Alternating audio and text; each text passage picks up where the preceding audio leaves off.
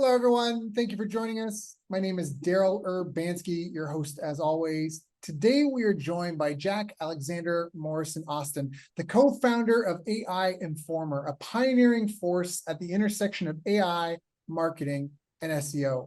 With a rich background spanning corporate innovation at Walgreens Boots Alliance to transformative experiences in Asia, Jack brings a unique blend of corporate acumen and entrepreneurial spirit to the forefront of AI-driven solutions.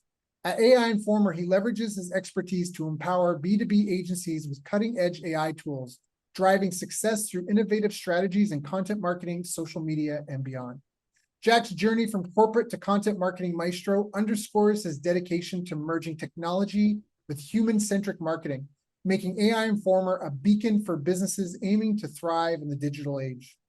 I've asked Jack to join us here today to share his story and help us stay in control of the machines while we grow our businesses. So Jack, thanks so much for joining us, my friend. How you doing? Thanks, Daryl. Yeah, I'm doing good today, man. That is a good introduction there. I like that. A little pat on the back. Okay. Yeah, good job. Yeah, thanks. Jack and I are actually good friends. We used to both live together in Da Nang, Vietnam. He was one of the founding members of our online sort of version of our Habit Hero program as well. And I met Jack, I believe, at the beginning of your venture into running your own business. Is that because before you run your own business before then? No, it was just starting out. Yeah. So my first agency or my second agency now, Grassroots Content, was just in its infancy at that point in time. At I that think point. I snagged my first big client and taken quite a few of the writers from my old business to be better paid and better looked after. And yeah, we were just starting out. Yeah, good. How did you even get into working for yourself? What gave you the idea? Are your parents entrepreneurs? Is that running the family blood or? Yeah, it does. So my father and my mother were both entrepreneurs. When my mum met my dad, he already had 2 or 3 like corner sort of shops going, like convenience stores, I guess. And then they moved into having like restaurants, and they had a pub, and they had hairdressing salons, and all kinds of like brick and mortar businesses, which obviously, yeah, in the 70s, that's all there was. So Got it. Okay. So yeah. So basically they did that for most of their life. And then when they moved to Lincolnshire, the countryside where I grew up, they did their own thing again still. My dad was traveling away and doing some work and stuff like that. And then my mum got into a more corporate sort of world at that point in time. And the first business I ever had actually was a car washing business when I was 14. What? Yeah, I suppose really the Grassroots Content was my second business. Oh, you take the credit for it. No. Did your parents ever have you like helping out with the businesses? Did you have a proper role in the companies and these businesses that they were doing? So by that stage, my dad was like working away quite a lot. He was doing like traveling work after that. They sold all their businesses when I was quite young, and we moved from Portsmouth, which is quite a big city in the south of the UK, up to a little village. But it was my dad who encouraged me to go out and start knocking doors in the village and trying to sell services, car washing. And he wanted me to, at the time, he wanted me to franchise that as well. He was saying like, you should franchise it, get other kids in other villages doing car washing, put a brand name to it. And at the time, it wasn't really a big thing in the UK. And now there's pretty much hand car washers everywhere. So maybe if I'd have followed that path, I'd have already made my money in the countryside and not having to do much else. All right, you're washing cars. This was just for some spending money for the arcade and whatever, soda with your friends. And then we used to make $80 on a weekend. Like it was pretty good at the time. Yeah, I did the Canadian version where we shoveled driveways after the snowfall. Right. That was literally back-breaking work, though. That was legitimately back-breaking work, shoveling snow for a whole day. When you're young, you got a good back, so you go at it. we mostly got cakes and like free sodas and stuff as well wherever we went. 2 cute 14-year-old kids, me and my mate, and everywhere we go. Oh, do you want to come in? Do you want some food? When you're that age, you're taking all the food. So then how did your career progress after that? Because after, obviously that was just like a weekend thing, but your first venture proper, was it with Boots? That was when you first got?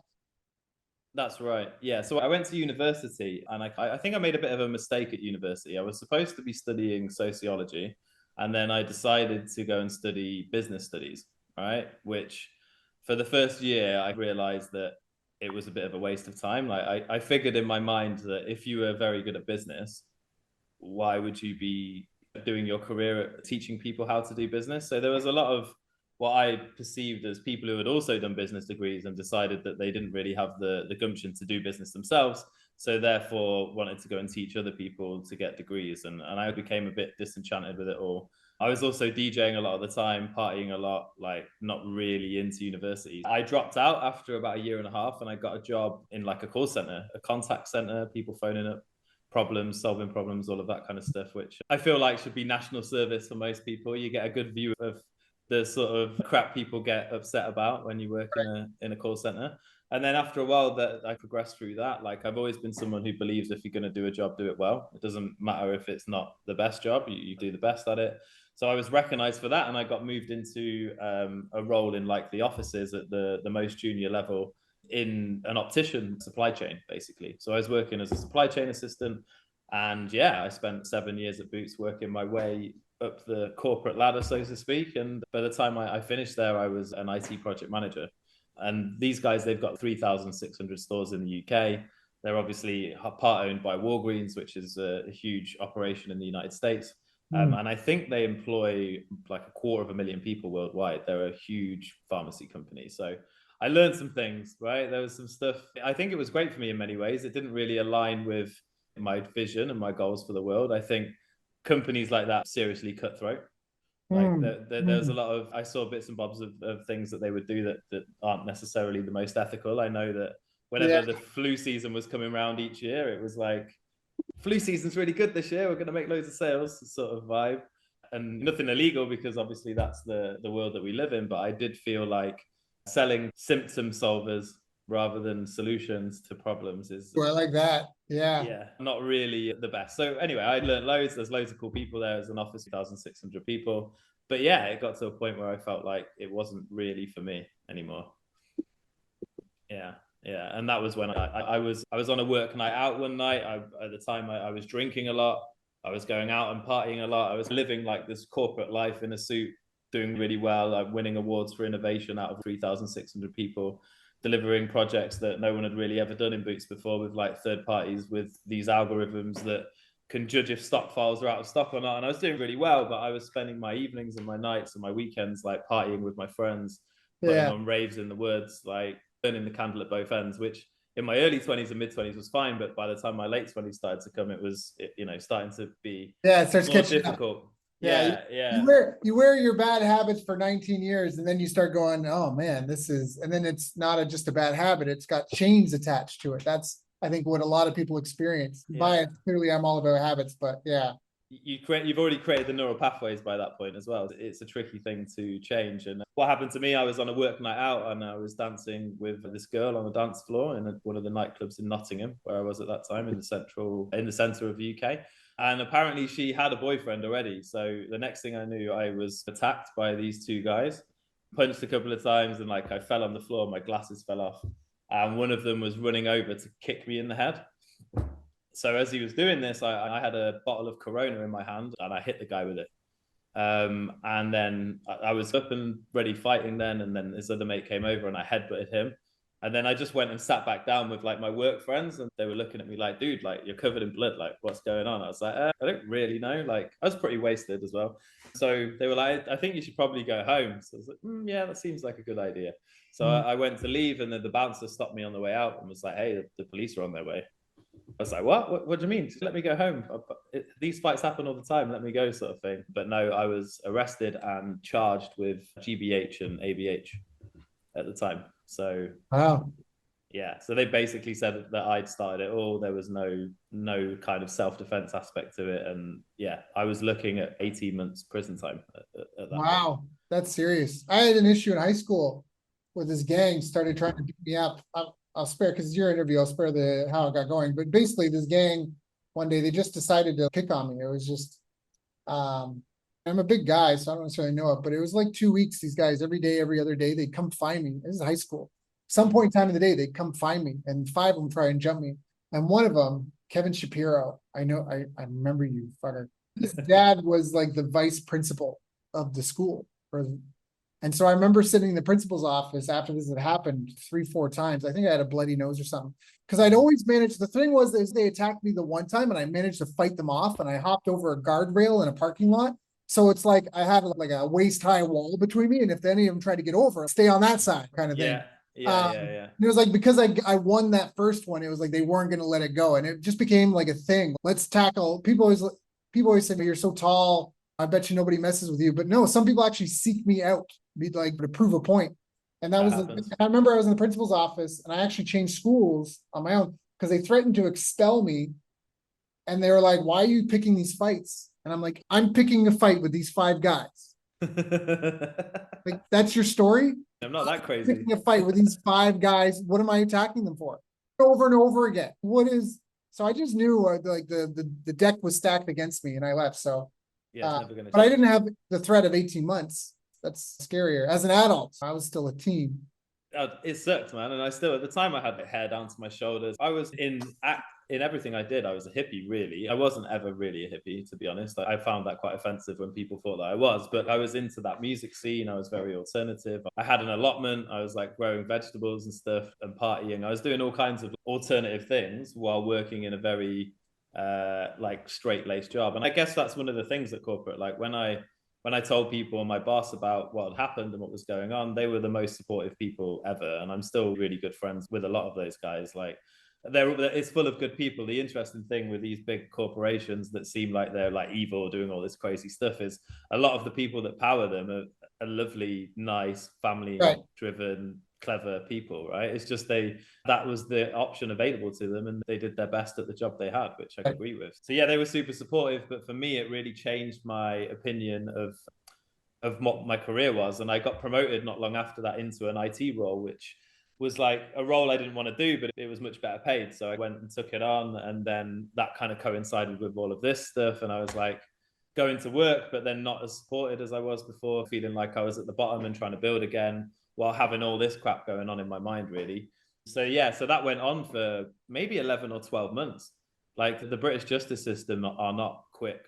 But yeah, no justice system is quick. So it's go to magistrate court. Oh, we come back in a couple of months. Oh, it's been adjourned again. Oh, you're on bail again. Or you have to have a date to set a date to have the date. Exactly. You got to set a date to meet to set a date to have the date. Yeah, it's a good to do this. So eventually, when it got through 4 or 5 hearings, the other weird thing is after 1 or 2, they don't give you all the evidence. They ask you to plead guilty or not guilty, but they don't have to tell you all the evidence they know until the very last time. And then on the very last time, I went into Crown Court because magistrates Crown Court is the Crown is obviously more serious. And they were like, "Hey, my lawyer said to me, I just need to tell you that if you plead not guilty and they find you guilty, they're going to put you in jail for sure. Right. There'll be no suspended sentence. And I have to tell you this because they've told me I have to tell you, but I still think you should plead not guilty. But I can't tell you to do that. I need to give you the options, basically." So yeah, went in, was in the glass box, pled not guilty, and then 2 or 3 weeks after that, I got a phone call from my lawyer going, "Hey, Mr. Austin, I think I've got some good news for you." I was like, "You think you've got some good news? Spit it out, for fuck's sake."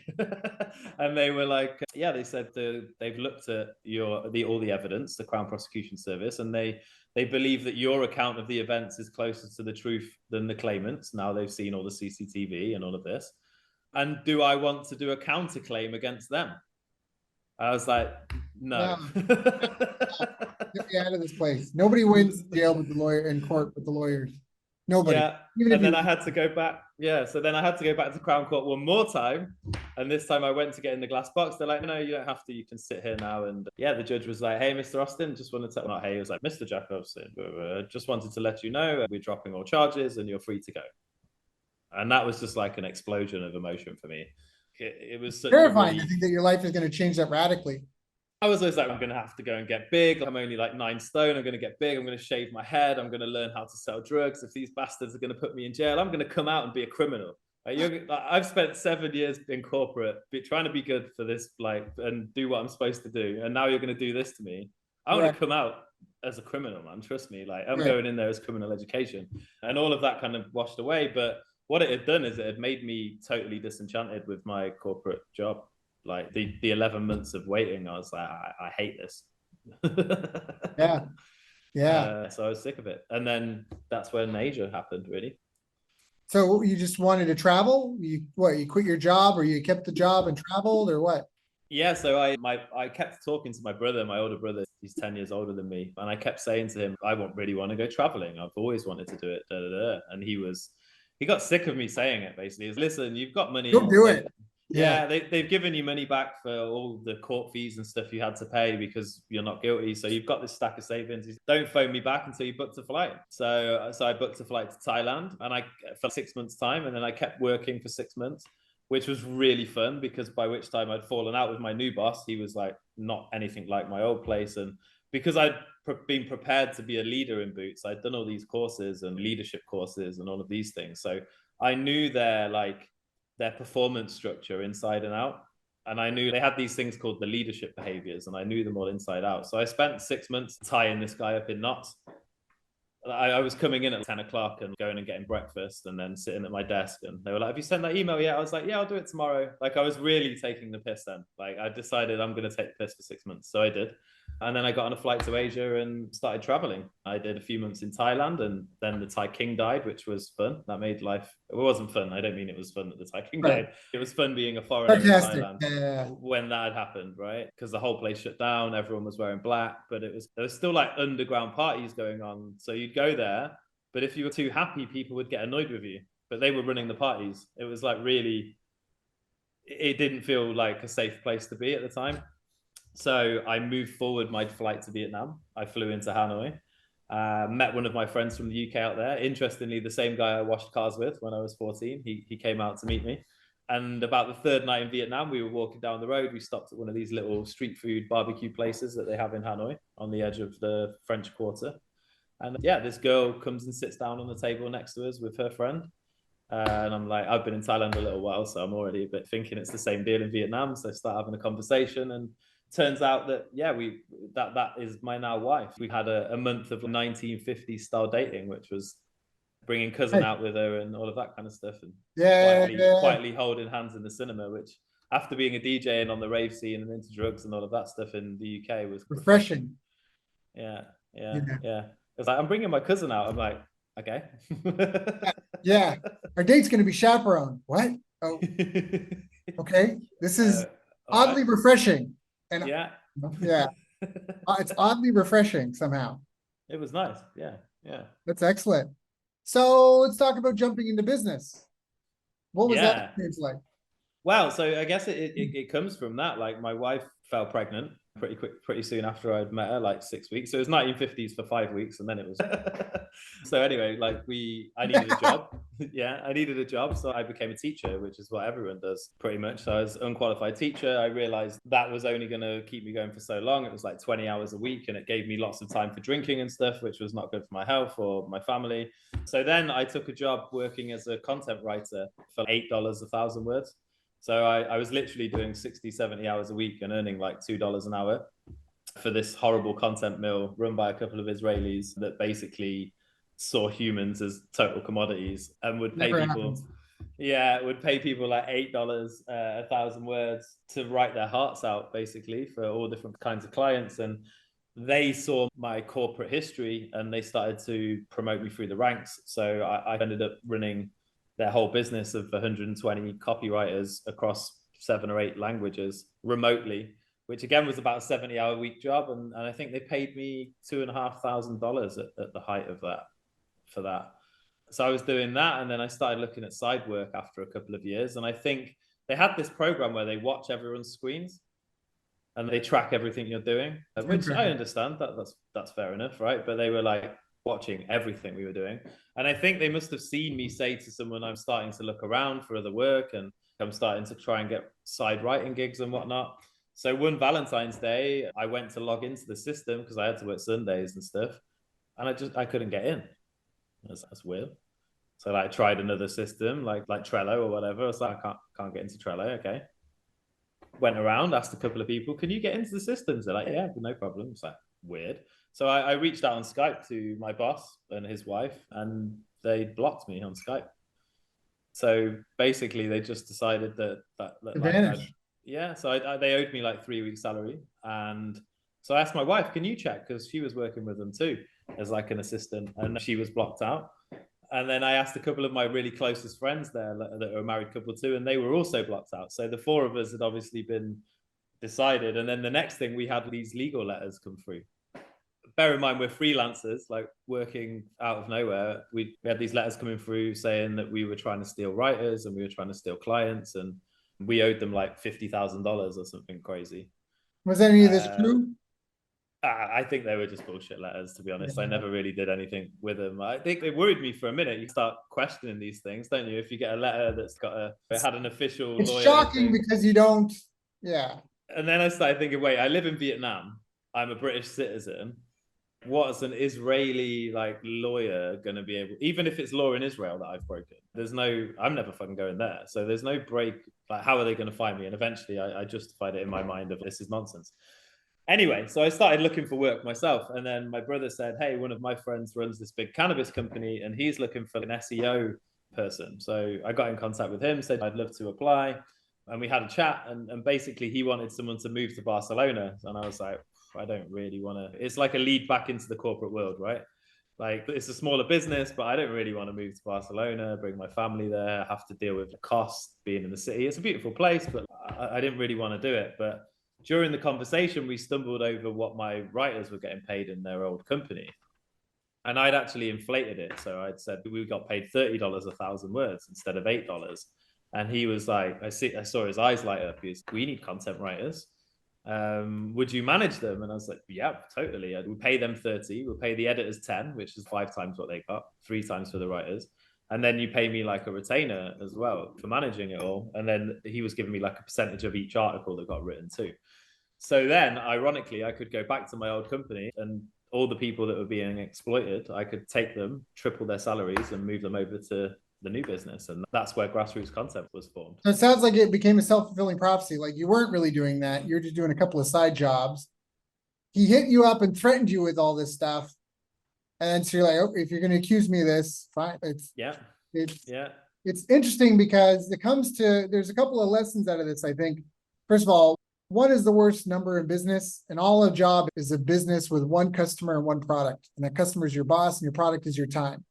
Yeah. So one is the worst number in business as well. That's a big thing. Because for you as a freelancer, you only have one client and that client disappeared. So for listeners, I think it's a big learnable lesson there. And the other one is you have to treat people. We don't own anybody, even though we're paying them, they're volunteering to take the money from us. I'm going to rant for a minute here. And knock on wood, but I've been in business, various businesses, at least since 2012, I think. Before that too, I did like you, I had snow things, but in a big capacity, having done serious numbers, like some of these companies that I had as clients, we did millions of dollars with them. I've never had staff leave and sabotage stuff on the way out. When I was using some of the more popular hiring job sites, where you get a score. I think I had something like 47 or 90 or something, 97 reviews from people I employed, and I had a 4.89. And some of the clients that I've had have come to me to patch things up and fix them because they'd have staff sabotage things and delete stuff and all that on their way out. And so I feel like part of the lesson here is just to treat people right. Because if you had been treated really right, one, if you've been getting paid what you felt a business can't necessarily pay people what they're worth because there may not be profit left over, but a fair amount, right? Fair amount. One, and even if not, even in that case, if they thought that what they were paying you was fair, to just treat you properly, you may have come to them and say, hey, I've got a friend needs content writers. Can we do a deal somehow? Now it becomes a collaborative thing versus a competitive thing. And I think that's really important. You'll have competitors. You won't get along with everyone. Yeah. But for me, the lesson, do business with love, because I just think it in my experience, it helps breed more opportunities. I agree. And I think I know, in fact, if they'd have had a phone call with me on that Sunday and said, hey, we think you're looking for other opportunities, this is given as a concern, I would have at least personally found out what was going on. I wouldn't have just cut ties and never had a conversation. I spoke to these guys all day, every day for 2 years. It's weird. Do you know what I mean? It's like a weird thing to do. I'm willing to share a thing that I just went through. I had a client come to me. It was a bit of a side project outside the normal what I do, but I accepted it anyways because it potentially had big upside in the sense of I could have become an official vendor they would refer their clients to, which fit my target market. And they had they boasted something like 40 franchisees. So I helped them with this. And after the first month and a half, I didn't feel like they were getting the results they wanted from the project. I was a liaison between them and someone here in the Philippines. So it wasn't me directly, but I felt like it wasn't working out. So I offered to step out of it to save them money and funds and all this sort of stuff, because they had been asking me to delay payment, and they were on a subscription. They went and signed up, put in their credit card, signed up on a subscription. First payment came through, second payment comes through, all that stuff. Third payment's supposed to come through. They start hitting me up, asking me to delay it 4 weeks. So I did, I skipped the month. It's fine. But I also offered to just completely back out. And I've got a full chat thread where they literally begged me to stay involved, my fingers on the pulse, promising that I'll get paid. Just please wait, please wait. And then similar to you, I knew, like, I've dealt with different people and I could start to see things coming. Yeah. It's just like what you guys said, one day this guy just blocked me. Like, he sent a message telling me to tell the vendor that he was working with that he's done. So the next payment's not coming through, and he just vanished, but leaving them holding the bag and me holding the bag. But the thing was, he was on a subscription. All I did is said, skip this month. So it's already set up. It's still active. It says active on my end, active on his end. It's going to go through. And I kept trying to reach him in different methods to be like, let's negotiate. I was so content, Jack. I was so content to go, look, man, if you just, which you were already willing to do. And he had already said he was going to do, because he said he was going to, he had said that he was willing to. And what I mean is, if he was just did a plug for my offer, and he had already said when he offered to delay it for 4 weeks that he wanted to plug my offer, but I felt like there were ethical issues and I didn't ask him to actually do it. But he'd already said he was willing to plug my offer to his network one time in order for me to delay the payment. And I was happy if he just did that. Even if sales came out of it, even if he just did that, I would have been like, bro, let's just, hey, it didn't work out, we're good. But he blocked me, all this sort of stuff like that. The payment goes through, and then he's trying to dispute this. And I've got like pages of WhatsApp chats where this is all spelled out, and they signed it anyway. So you talk about this. This is where, bro, if you were hard up for money, if you didn't want to pay me, you just had to talk to me. You just had to treat me like a human. Not try to ghost me and rip me off. What is that? If you just delivered on what you promised, and this is the part where I had actually stepped, and this is me venting, I had offered to step out and just absolve them of any third payment. Just absolve. Listen, it's not, I don't think you need the results. You're already good for another month. Just let me back out. Now your financial obligation drops considerably, and you're already set up, because I'm not doing the work. I'm just liaisoning between them. Like, I'm out, I'll be out of the picture type thing. And then even after the fact, if you do, just send that email. Just send that email and we're golden. Even if no sales shake out, we're good. But instead, it was doing business from a fear, scarcity, competitive, adversarial mindset versus a collaborative, creative, let's help people mindset. And I think that's a really important, that's why I'm waxing poetic on this. I know it's your interview, so forgive me for. Man, it's golden stuff to hear, and it's for the listeners. I think like what you just talked about, if they had treated you differently, that situation could have gone 101 different ways. And it was. I had a lot. I had a lot of respect for them. If they'd have had that conversation, I never would have taken their writers, even if the opportunity had have come up. If they said, here's your last month's salary, we're going to pay you the next week anyway. We feel like we've grown apart now. You've done great work for us, but you seem like you're ready to go off on your own. Off you go. Like, fair enough. Okay, cool. And then I wouldn't, even on principle, then I wouldn't have done anything about it. But when somebody does you wrong and then gets super aggressive like that, I was just like, once it got to that, because it was beautiful, it was poetic, it was like the universe going, they've accused you of this, like you said, the self-fulfilling prophecy happens, and then it's here you go. And I knew that a lot of the people that worked for them only worked for them still because I was managing them. And you can look, I know for your preparation for this interview, you looked at my LinkedIn. If you look at my references, they're all staff members saying how great it is to work for me, how I treat them, how I look after them, how they can better problems, blah, blah, blah, blah, blah. And that at the end of the day is what comes back around, not just with your staff, but with your clients as well. Right. Even if you don't have an ethical bone in your body, I say this all the time, even if you don't have an ethical bone in your body, even if deep down you feel like you're the Antichrist, but you want to be successful in business, the only way is to try to treat everyone with love. Your clients, your staff, yourself, your vendors, because we've all done business with companies we can't wait to find an alternative to because they don't treat us right.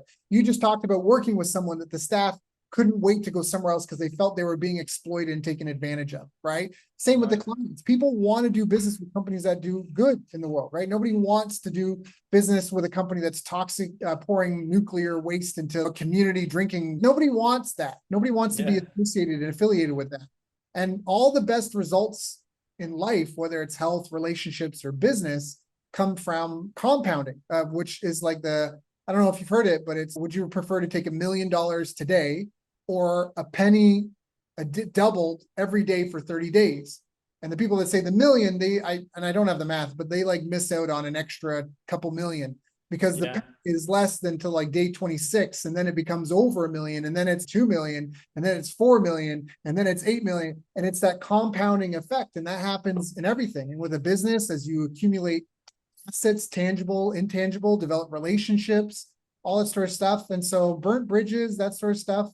Walk softly, carry a big stick, I think is a good philosophy. Try not to step on other people, and shut people down fast if they try to do you wrong. I think that's powerful.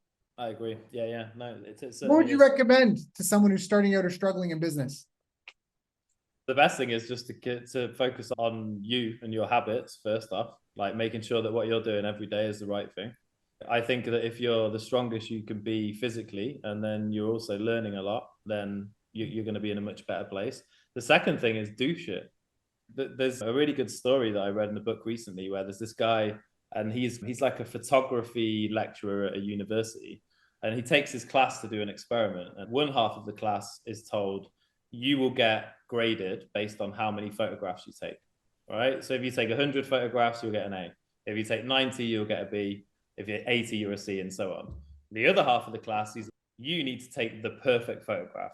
You'll get graded on taking the absolute perfect photograph, right? And the better that is, the more points you'll get. If you take a shit one, it'll be a shit grade. So off they go. And you've got the group that's got to take loads of photographs. They're just taking photographs. They're in the dark room. They're like taking more photographs everywhere they go. Another one, different angles, this, that, and the next. They're just trying to take as many damn photographs as they can, right? And the other side is sat around going, I wonder what makes the best photograph. Would it be this angle? Should we do this? And they spend a lot of time talking and thinking about how to take the best photograph, right? So every day they're reading more about, should we do it this way? What about this angle? What about the light? What about the way we expose? All of these things, right? And at the end of the experiment, every single time that he did it, the group that took loads of photographs were the group that had the best photograph. Yeah.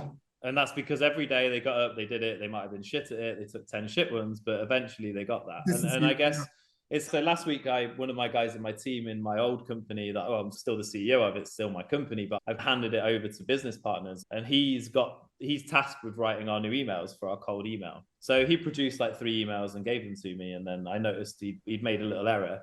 And I said to him, what happened here? And he said, I was just trying to get something done because I was sick for half the week. And I was like, listen, don't worry about that. Sit and write 50 emails.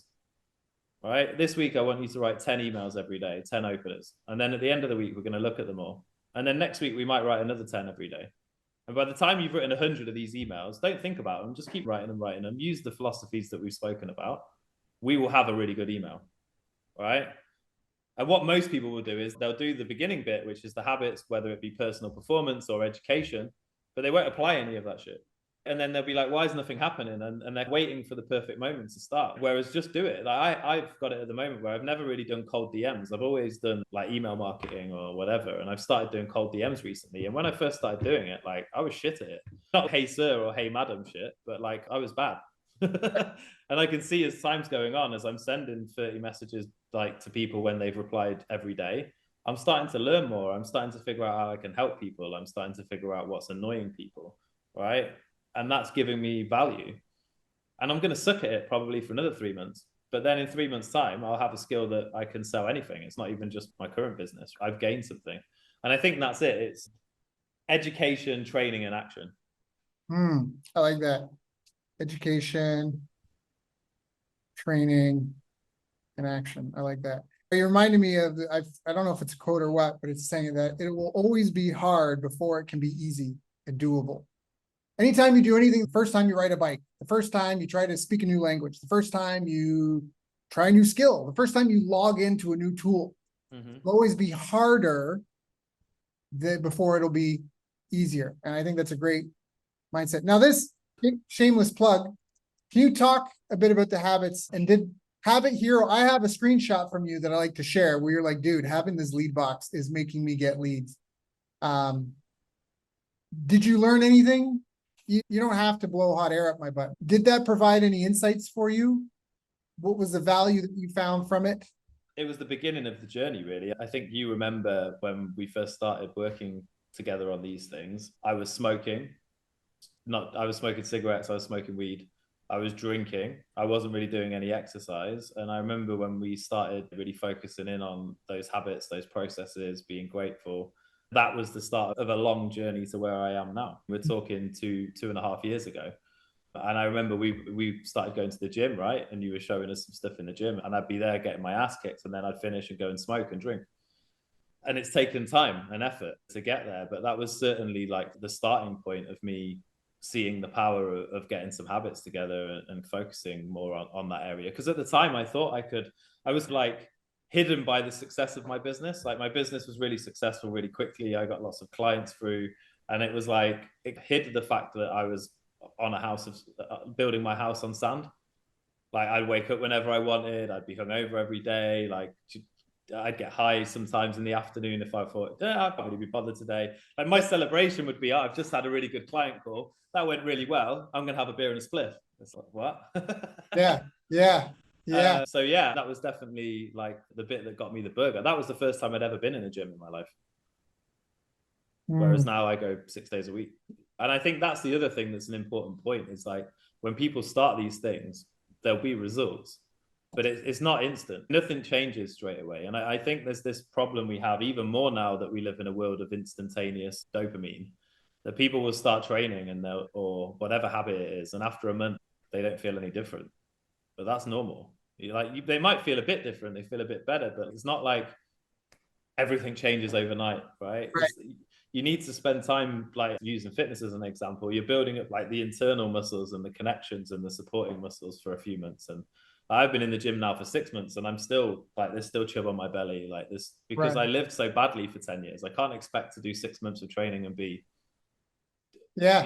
I'm a world different, right? I can sit on a bike for 45 minutes and pedal non-stop, and I can talk to someone on the phone while I'm doing it. I can tell that I'm different, but you're not going to suddenly have that, look, the training bod, because that shit takes years unless you're going to pack yourself with steroids or something. It's not an overnight thing. And I guess people focus too much on the results. And actually the beauty is in the process and the journey. Like people focus too much on the goal. And it's weird because when you're selling it, it's like, it's the other way around. You need to get people focused on what the end result's going to be. Because nobody cares about the process. Like they care about the abs, not the broccoli shakes and the training your abs every day. But when you're selling, you're doing it that way, which is on people's dopamine. But really, to be successful, you need to fall in love with the process. It's one of the things they say about goals, right? Everyone has goals. Even the losers have goals. That's right. Like every single athlete that goes to the Olympics wants to win a gold. But the difference between the one who wins and the people that don't is the processes they follow. It's their internal processes. It's how they gain a 1% in everything they do in their life, which is actually a good thing because gaining 1% increase everywhere is easy to do. And it's not difficult. People don't realize that. If you've got, we do this for sales and lead gen. If you increase your lead gen by 15%, if you can increase your lead qualification by 15%, if you increase your lead to sale conversion ratio by 15%, if you increase your retention by 15%, that's not 15 plus 15 plus, it's exponential because you're multiplying each step in the chain, in the process, in the chain of events, theory of constraints. So I think it's a really powerful, it's one of the most powerful things that I think someone can do. It's exactly what Musk does, right? Love him or hate him. Like he goes into processes and figures out how to make it more efficient end to end. He doesn't never necessarily go in and reinvent the wheel. He just goes in and goes, that seems like it's way too inefficient. I've just made it 20% more efficient. Yeah. And the business 100%. Is worth X amount of billion a year. So therefore that's X amount of billion profit that I've just found. Yeah. It's really powerful. It's incredibly powerful. And the other thing is you want to cross the finish line with everything. You don't want to cross the finish line with just your health, but you're living under a bridge. You don't want to cross the finish line with a giant bank account that you can't take with you into the afterlife, and you're going to be in the afterlife sooner because you've sacrificed your health to get that big bank account. You don't want, like we talked before, you want to take your relationships with you. It's tough because as business owners, we wear so many hats and we have to juggle so many things. What do you put your attention on, in which order, and what takes priority? And it's so easy to just go, I'll do this tomorrow. I'll do this tomorrow, and either prioritize the work, but also how you show up every day. Like you talked about sitting on a bike for 45 hours. I can already guess, I already know the answer. I'm not trying to put words in your mouth, but if you could only do 10 minutes on a bike and you couldn't talk to someone while you were doing it, that's the energy you bring to all your meetings. That's the energy you bring to when you have to write an email. That's the energy you bring when you work on a client proposal. That's the energy you bring to working on your business, coaching staff, all that sort of stuff. Now, snap my fingers, you can go 45 minutes at a higher, twice, 3 times the pace you could before, 10 minutes only. And you can talk the whole time you're doing it. You have that much more energy you bring to everything that you do. And I think it's incredibly powerful, because you talk about being able to do and just almost overwhelming failure with attempts and effort. You just overwhelm it. It's like they say in jiu-jitsu that a black belt turns into a white belt as soon as he gasses out. And in boxing, they often said the winner of a 10-round boxing match is the one who's still going at the end, because you can be way better. But if you run out of gas in round 6 and the other guy's just been toying with you and he could go 20 rounds, you just won't keep up with his intensity in the next rounds. And so it's it's not just time management, it's energy management and focus. Focus is the other thing. Light can turn light. All a laser beam is focused light, and a laser beam can cut through steel and metal. I think that's it. And I think I guess the message to people who feel like they're at the beginning of that is, it might seem like a long time, but it is beneficial to just start, right? Even if you just do something for 1 minute. Like when I wanted to start meditating, I just did 1 minute every day, just 1 minute of meditation, really easy. And then when you do that, then eventually you build up and it becomes natural to do it. You've got a space where you do it and it becomes easy. And you will get there. It's not daunting it's good to start. Once you start, you'll just enjoy the process. Like I find now, if it gets to around, I usually go to the gym around lunchtime. If I don't go, I start to feel tired. Yeah. Which before I felt tired because I was going there. It's weird. Now you feel tired because you're not. It's weird. The body is the only machine that breaks down the less we use it. And I explained this to my daughter. I was like, you have to use all your energy every day to have more energy tomorrow. It's just weird. If you use, it's almost like a government budget. If you don't spend it, so you gotta, it's exactly how it works. If you don't spend it, you don't get it. So if you don't spend that energy, you lose that capacity. And anyways, that's power. I want to jump into AI because I think that this is important. You are working exclusively with trying to take AI to help businesses get in front of more potential clients, customers, to optimize their lead gen and potentially even sales processes. Can you speak to that a little bit? What are the biggest mistakes that you see your clients and other entrepreneurs making when it comes to approaching AI? So I think you hit the nail on the head earlier when you were saying about tools. When you use a new tool, it always seems hard to begin with. And then eventually you get good at using that tool. And I think with AI, it's a double-edged sword, because people think that AI is going to be smart enough to do something amazing out of the box. They go in there, they type something, they ask it to do something. And then when it produces some crap, they're like, this doesn't work. It doesn't make sense. Like all these social media posts look the same.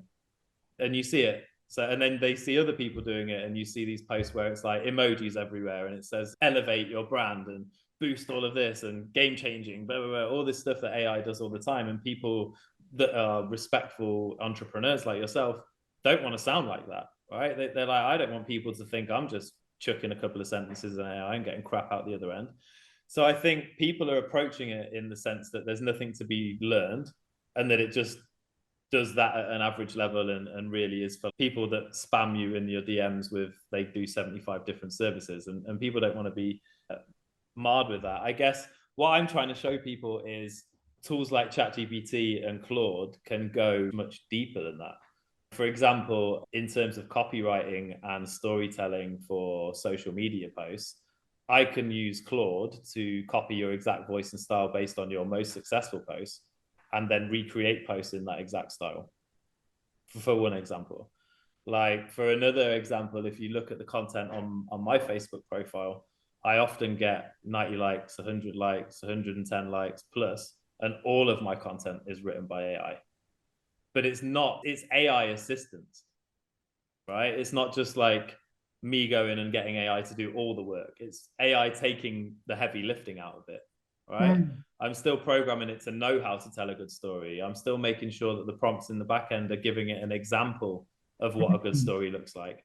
But the opportunities there, I think, are huge. And the fact that most people aren't doing it yet makes it even bigger. Like, most people don't know how to use AI. I'll give you another example. If you're a big company that's got like a series of emails that have worked really well in the past, and you're paying copywriters to try and recreate those, and they never quite hit the mark, there's always something that's like slightly different, because it's human nature. Humans don't want to copy things. You find it with, like, when people are new to copywriting, they always use loads of complicated words and move things around because they don't want to copy the best copywriters. Well, guess what? There's a reason the best copywriters use those words, right? Because they're the words that work. Yeah, like, you've got power words in selling, and they're the words that work. So that's why you see them all the time. And I think when you're having copywriters coming and trying to recreate your email chains, they struggle with it because they're trying to be unique. They don't want to look like they've copied their old stuff. But you can take that data set and give it to AI, and AI can analyze exactly what was said, what was done, what language was used, what style and voice is there, and then recreate that for your new offer in minutes. So yeah, so I think, like, AI can change, and our focus is mostly on copywriting and mostly on social media and emails and these kind of things, because there is just so much with it you can do. Like, I built all of AI Informer with AI, like the branding documents, the branding guidelines, the messaging tactics, the ICPs, the customer psychologies, the pain points, like, you name it, everything you need to have a full business like base, I've built with AI. I've even done processes with it. I can rewrite SOPs. I can rewrite course material so it's clearer and more impactful. But there's so much there. It's like, how do you then go and sell that to someone? And that's why AI Informer is starting off by giving people the tools to create world-class copy without having to pay thousands and thousands of dollars to copywriters and social media people. Yeah, I love that. So it's a trained and purpose. I think let's translate this for people. So again, like you're saying, is that you can train an AI to be like one of the best sales copywriters and that, and to try to beat your controls. You may not be able to use it to break. This is something that I think a lot of people do. You have to figure out how to sell your thing on its own. You can use AI to help point you in the right direction, but obviously you need to have something that works. Garbage in, garbage out. If you go, hey, copy this email series, hey, take this sales page and make these adjustments. If it didn't work to sell your product in that market or anyone's product in that market, then it may not. But you could use, if your product is very similar to competitors, you could say, hey, this is our competitor's control. This is our control, but our control isn't working. Based off of what our competitor is doing, what do we need to change? You can use it as an advisor type of thing, I think, is a good way to put it. It's not enough at this point that it's completely remote, automated, hands-free, but man, it can spit out ideas like nothing. Yeah, and you can get structures from it as well. It's like the way the universe works. The more you zoom into something, the more you get out of it. You get it to do a wide level plan for a lead magnet, for example, and then you'll get it to dial down to what the outline for the first chapter looks like. And then you'll get it to write each section for that chapter. And then maybe you'll write the first section and ask it to analyze that style, and then let it do the next tiny little section, and you feed back on it, and then the next bit. So the more micro you get into it, the more it can do. But you're right, I think AI will always need a human behind it in some ways, because that's what makes your offer unique and different.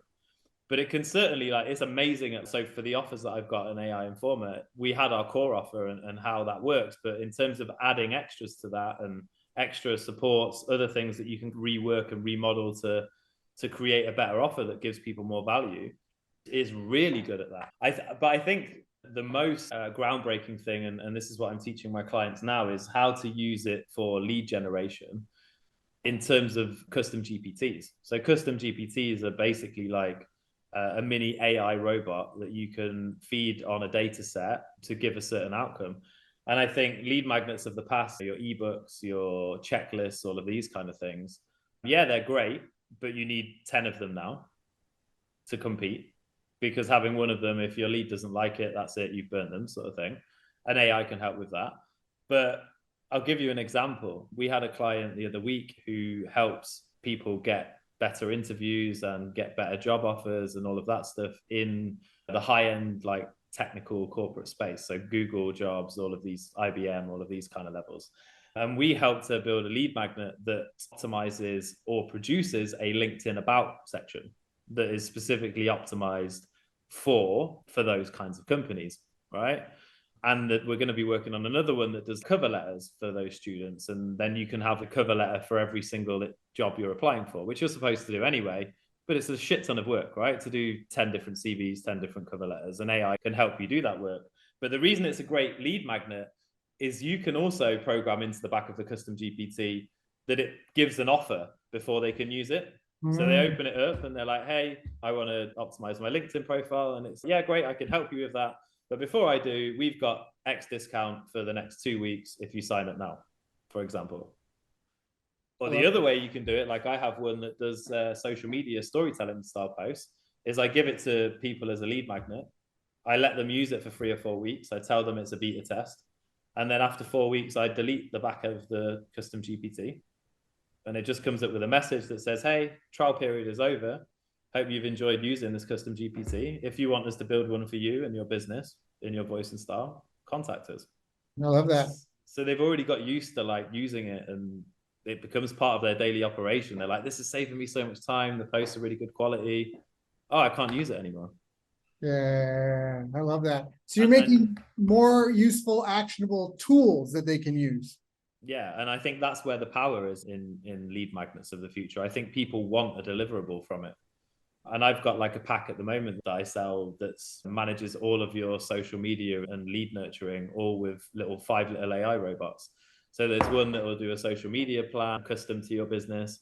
There's one that will create lead magnet ideas and lead magnets for you, like checklists and all of these kind of things. There's one that does storytelling style posts. There's one that does video scripts, viral talking head TikTok video scripts. And then the last one is to create 5 sequence email chains for the people that join your group, and you get their email addresses. So all of those 5 robots can pretty much manage your social media. And if you're not a copywriter, it will be better than you. Yeah. And if you are a copywriter, it will be faster than you. That's like accountants and calculators, right? Before they used to have to do 2 + 2 = 4. And then calculators came out, and the bad accountants lost their excuse for why it took them 2 days to do 2 + 2 = 4, and the good ones became even better. Yeah, so yeah. I think it's highly relevant. I've used that story in calls 3 times since we had the conversation offline, by the way. So thank you. Welcome. I love it. I think it's great. Got in the tool bag, that one. So I know we're getting to the top of the time here. So let me ask, where do you see the future of this going 5-10 years? So I think my concern, and I'm not sure we've really figured out how this works yet, is what it does to like the mid ground of employment and freelancing, and also for certain things like call center work and those kind of things. That's my concern of AI. I think we need to figure out how we keep people doing stuff in that middle level, because all you need already is the person at the top, like the business owner, the entrepreneur, and then you need like a VA or an executive assistant to be able to check that the things are being done, or to make sure the automations are running, or to do those level of tasks. And what that means is if you're someone who's trying to like get yourself to a skill level of running your own business, your opportunity to go and do that is going to be limited. So I guess that's my concern. And I've heard like phone agents now that are as good, if not better than people, right? AI phone agents that, and I think in some ways people would prefer to talk to them, because sometimes when you phone a call center, you get a crappy service, right? Sometimes you get a really good service, but if it's standard, then you're going to get, and I worry that people aren't going to consider the impact of that in certain developing nations, the Philippines being one of them, right? There's a big percentage of the population relies on money from call centers and stuff. So I don't know how that gap's going to be filled for the lower skilled or mid-skilled workforce. So that's a concern for the next 5 years, 10 years. I think that it will be slower than what we expect. I think everyone is thinking that, oh, AI is going to come and change the game, and in 5 years, there won't be any economically viable tasks for people. I doubt that. I feel like at the beginning of the last century, we only just got flight. And then we had planes, and then we had warplanes, and then we had rockets going to the moon. And everyone was like, hey, we're going to be flying cars and going to Mars. We're gonna fly, we're gonna live like the Jetsons. Yeah, and that's never really, it's plateaued. And I feel like if we look at the state of this year so far, nothing's really changed. People are getting better at using the tools. People are getting better at custom GPTs, but nothing has really groundbreakingly changed at the pace of what happened in 2023. Could be a couple of reasons for that. I'm not going to go into that. Looming US election might be one of them. But yeah, in general, though, I think that we will see a rise of micro influencers. In the past, you needed to have your full time to be able to make videos, make content, write.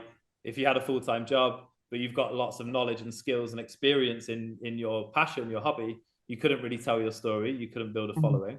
I think AI will allow people to build that following. And I think over the next 5 years, having a personal brand is going to become totally essential to be able to stand out. I think that if you don't have a personal brand and you're relying on just doing services behind the face of a business that's not got a huge brand, you're going to struggle, because AI will start coming in and taking more of these tasks, these jobs, these things that these agencies have been doing, marketing and otherwise, and being able to do them automated in an automated fashion. So I think it's just going to be another push towards information and attention being the currency. And over the next 5 years, that will become even more important. I feel like you will need to be willing to have a YouTube channel or do podcasts like this. And it's something that I'm accelerating into now, is becoming a face that is known for marketing, for AI. And really, that's what we do. A lot of the people we speak to, they don't have, you get on the call to teach them AI and you realize they don't have a marketing plan or a marketing structure. Right. One of the things we do to build our assistant is we ask them what their customer pain points are, or their customers' desires, and a lot of them don't know. And I can tell that, like, looking back at the calls when I evaluate how they went, they get so much value from that. And like the feedback we get, the value they get is, yes, the AI tool and what they get out of that at the end, but it's also knowing what they're supposed to be targeting with their marketing, right? I love this. Jack, we could go for another hour or two on this topic.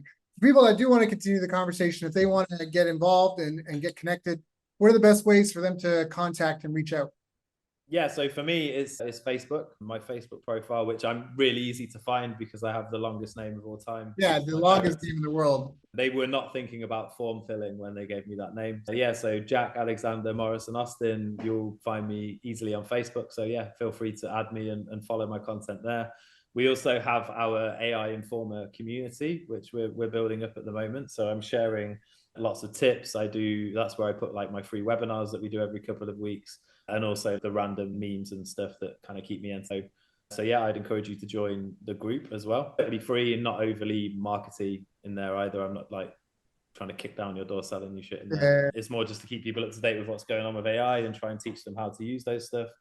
And yeah, I'm starting to build my YouTube and stuff, but all of that will be promoted through my Facebook when the time comes. So yeah, follow me there. And so go find him on Facebook, Jack Alexander Morrison Austin, JackAlexander Morrison.